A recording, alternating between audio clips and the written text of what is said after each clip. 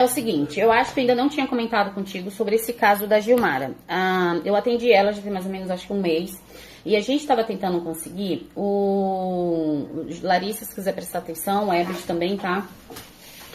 O que que acontece? Eu atendi ela tem mais ou menos um mês e conversando ali eu consegui identificar possíveis erros. Só que o processo dela, o que foi considerada a reincidência dela foi assim. Foi decretada a reincidência dela, com base no artigo 3.3, porque decretaram apenas com os antecedentes criminais dela. Então, colocaram assim, né? Eu vou compartilhar aqui contigo, para você entender o que eu tô falando. Pegaram essa ficha dela e vocês vão ver que aqui tá aqui, né? Que no artigo 33, reclusão de 1 ano e 8 meses. Quando eu vi a quantidade de pena, ainda que fosse em 2010, é uma pena muito baixa para uma condenação de tráfico. E aí, inclusive, tem uma manifestação da Defensoria Pública, a petição que o próprio defensor público fez. Vou ver aqui se eu acho aqui a petição da Defensoria Pública falando o seguinte, porque antes tinha sido porque foi uma petição da Defensoria Pública que eles fizeram, dizendo assim, em suma, que a fração dela era de 2/5 e que precisaria ser mudada para 3/5, já que ela era uma reincidente de natureza específica. E aí mudaram Mas tem. O que acontece? A Defensoria Pública fez um pedido de alteração, porque entendeu que aqui na fração dela aqui tava 2/5 e pediram para mudar para 3/5 porque ela era uma condenada reincidente. Só que eu achei muito estranho, é o que eu falo sempre para vocês ficarem muito atentos a tudo que vocês estiverem fazendo. Claro, algumas coisas é experiência, outra coisa é curiosidade, outra coisa enfim, vai ter que tirar da cartola.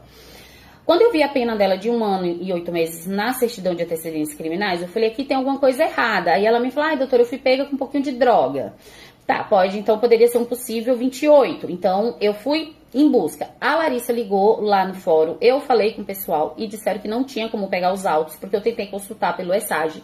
E não estava dando, que disse que estava físico. Tentei com a vara de execuções penais de Itajaí, não tinha. No final, quando eu vi que não tinha mais como conseguir, aí eu fiz um e-mail para eles, que eu acho que até compartilhei esse e-mail com vocês aqui. E aí foi o que eu falei para a Larissa. Porque a importância de tudo que a gente for fazer, a gente, né, tentar pensar assim, pensar um pouco além, né? Então eu fiz aqui, Juliana, inclusive você já pode, algumas coisinhas, poucas coisas, você pode utilizar até algumas informações para fazer a petição. Que na verdade eu acho que eu mesmo vou fazer, que está com muita coisa.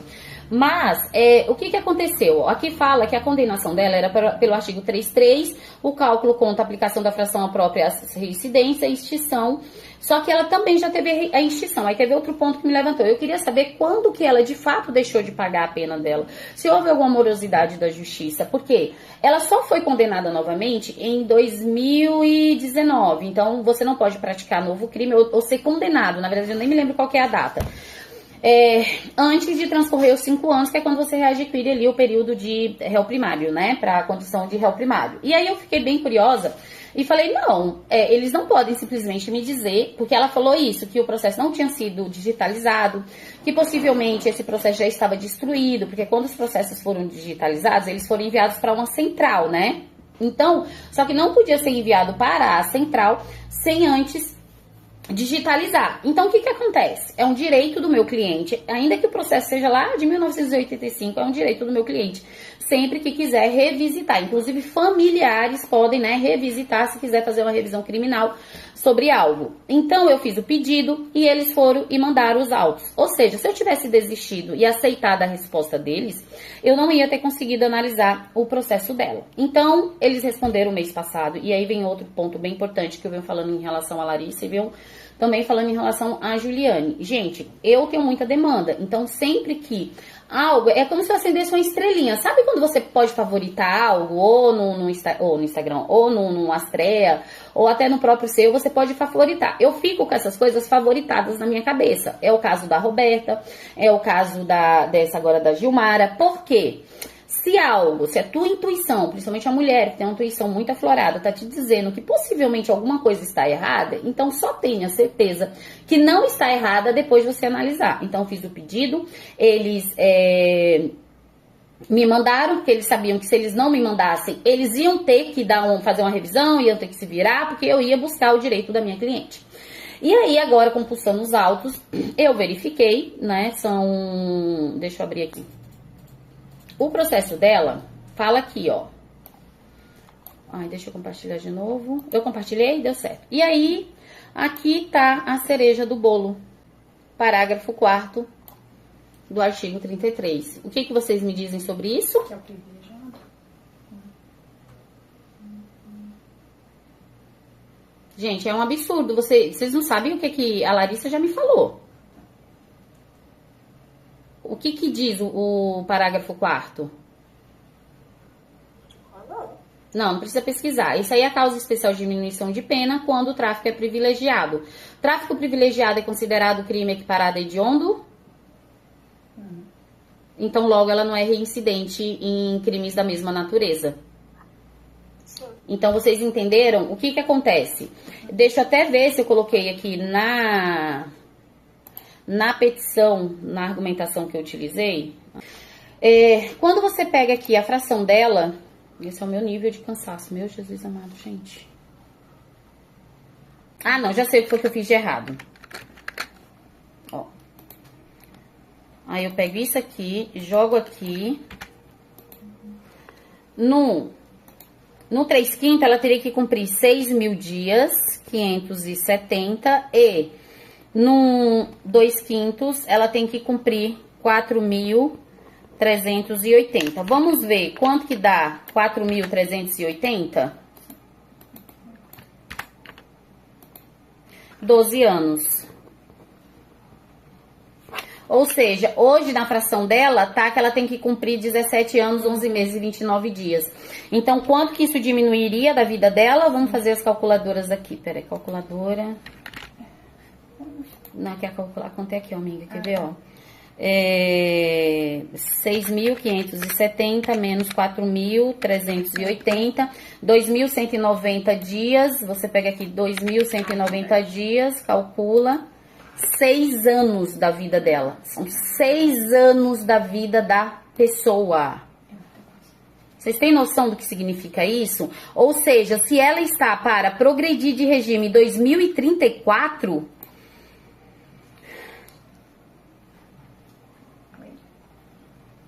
2028. Vocês têm noção do que é isso? Tipo, Meu Deus. você chegar e falar isso para um cliente, gente, não tem preço. É a mesma coisa que o médico chegar para a família e falar assim, ó, conseguimos salvar a vida do seu familiar, entendeu? Então, eu vou conversar, o que eu queria que vocês ficassem atentos, que são casos complicados, assim como esse, que ajuda a gente a crescer profissionalmente, entendeu?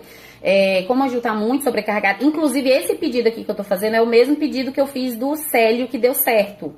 Então, só que os fatos são novos, entendeu? Então, eu vou ter que trazer outras informações, mas já vou fazer, Ju, vou te passar aí pra você dar uma checada e pra gente protocolar isso ainda hoje, tá bom? Vocês ficaram com alguma dúvida sobre o que eu falei aqui? Não, entendi. Foi tipo, o erro deles tentaram Eu fiquei. colocar uma coisa que eu não tinha lógica. O que acontece? Tu descobriu esse erro material quando você olhou a sentença, é isso? Não, quando eu fiz o atendimento e olhei a execução penal dela e eu vi Sim. que ela tinha sido condenada a 1 ano e 8 meses, sendo que foi tráfico. E o tráfico nunca vai dar só essa sentença, se for um tráfico mesmo, o tráfico mesmo, sem o privilégio. Tá, aí você percebeu que existia um erro, aí você foi... Não, eu, tipo, suspeitei, né? É. Tipo, e fui em busca da informação. Só que no caso dela é mais complicado porque O processo na é época antigo, é, entendeu? Se fosse coisa... Então, assim, a gente gastou um mês ali, que é o lance de não desistir, entendeu? Então, nesse caso, quando a gente for olhar no CEU, além do CEU, e olhar também na sentença, precisa ter esse olhar clínico além da desometria da pena, saber se foi aplicado realmente a tipificação correta. Não, mas aí a gente já iria para revisão criminal, que a revisão criminal é outra história. Aqui nesse caso eu queria corrigir um erro material. Tá. Por quê? Quem que vai dar as informações pra gente? O cliente. Por isso que é importante uma escuta ativa, falar assim, mas fulano, e isso aqui? Mas você foi condenado? Mas você foi condenado? Tanto que quando eu liguei, ela falou assim pra mim, nossa, doutora, mas essa sua cliente tem um monte de condenação. Tá, mas ela me disse que foi absolvida, tem informação. E outra coisa, segundo o PEC dela, e teve outra coisa que me chamou muita atenção aqui, como que ela é reincidente tendo só um processo na execução penal? Então, por que eu tô passando isso pra vocês? Porque assim, vocês falam, porque fica tão na tua cabeça. Mas é porque isso são coisas que eu vou fazendo e vocês vão ter que aprender isso na prática. Vamos supor que amanhã a Juliane vai fazer um atendimento, a Larissa ou o Ebert vão fazer um atendimento. Vocês, quando forem conversar com o seu cliente, é o lance de você olhar e falar assim, por que você é reincidente se você só tem um processo aqui na tua execução? Aí já leva, dona Mábia, mas eu fui condenada por um processo, não sei o quê. Aí eu vou em busca. Aí eu achei a certidão de antecedentes criminais dela. E aí eu falei, tá, mas ela foi condenada por 1 ano e 8 meses, a pena já foi extinta, ela já foi cumprida. Aí, minha primeira dúvida é, será que ela não já tinha readquirido o direito? Só que aí eu fuçando, eu achei um pedido da Defensoria Pública aumentando a fração dela pra não criar uma falsa expectativa nela. Aí eu falei, tá, mas ainda assim tem alguma coisa errada. Aí fui fazer a parte administrativa, que foi a solicitação, porque a gente precisava ter acesso aos autos pra gente ter certeza. E aí ali fala que ela foi condenada no tráfico privilegiado. Então, se é privilegiado e ela não teve nenhuma outra condenação, então tem que fazer a correção para 2/5. Então, ela ia sair em 2034, agora ela vai sair em 2028. E detalhe, então, do advogado realmente ter experiência no que está fazendo, ter um comprometimento com a vida do cliente, né? E principalmente na fase da execução, porque a execução é onde a gente tira leite de pedra. Então, é esse olhar clínico que eu quero que vocês tenham sempre quando vocês estiverem analisando um PEC. Vai anotando ali, eu já fui baixando tudo que eu precisava dela, tanto que tá ali o pedido da Defensoria Pública falando para aumentar. Agora, imagina se eu fosse... Se eu fosse uma advogada que não... quer ver? Relacionado ao ato remetido, a razão assiste à Defensoria Pública, já que a ficha do réu de folha 62 foi considerado crime comum. Para aquisição de futuros benefícios, deverá cumprir os requisitos necessários, progressão de regime semiaberto e saída temporária, crime hediondo, 30 anos, 1/4, tem uma parte aqui, peraí, deixa eu pegar a outra petição da Defensoria. Não, eles fazem, não é para aumentar, é que, na verdade, gente, eu não tô achando a petição da Defensoria Pública. Não é assim, não é que eles fazem pra aumentar. Eles não foram até o processo, eles fizeram certo, porque na verdade a gente não vai fazer porque a gente é advogado. Mas não é errado, por exemplo, assim, não é isso. Pra não criar uma falsa expectativa no cliente, eles pedem as correções materiais que tem, tipo assim, a fração tá menos, bota pra subir. Então, a única coisa foi que a Defensoria parou na certidão de antecedentes criminais dela. Então, se na folha de antecedentes ela é condenada, só que eu tô vendo aqui que o juiz decidiu falando que era crime comum, que não sei o que. Razão assiste à Defensoria Pública, já que a ficha do réu foi considerado como crime comum. Para aquisição de futuro deverá cumprir os requisitos. Aí ele coloca 30 anos, fração 2/5. Livramento. Considerando os cálculos hora realizada, é claro que você como um atestado de pena, tal. Intime-se o acusado, porque aqui, aqui tá 2/5, tá vendo? Aí aumentou para 3/5 porque a Defensoria Pública fez esse pedido. A Defensoria Pública, ao analisar, eles só não tiveram essa sacada de falar assim, essa pena tá muito baixa para ser um crime equiparado hediondo, entendeu? Então tinha ou ela foi condenada no artigo 28, né, no artigo 28, ou que não era, a tipificação era 33, ou alguma coisa estava errada. E é alguma coisa tá errada que a gente tem que continuar como advogado, entendeu? Então era isso que eu queria falar pra vocês. Tu entendeu? Ficou com alguma dúvida, Ju? Tá bom, então. Quando tu fala ali pra não criar uma falsa expectativa, é que seria um pedido de progressão de regime e o juiz negaria? Não, é porque assim, erros materiais, o juiz pode corrigir de ofício, inclusive tem em algum lugar do CPP, em algum lugar.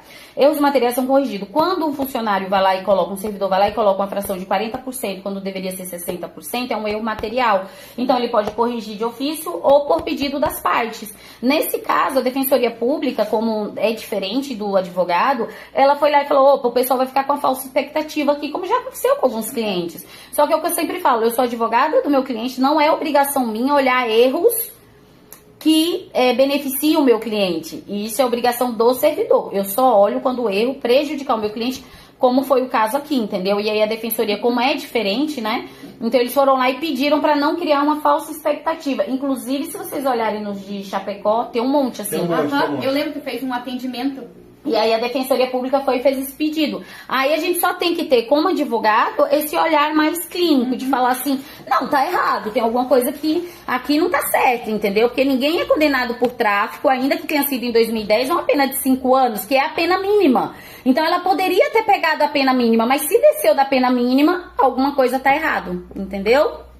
Então é isso, gente. Beijos de luz pra vocês, viu? Bom trabalho. Tá te chamando.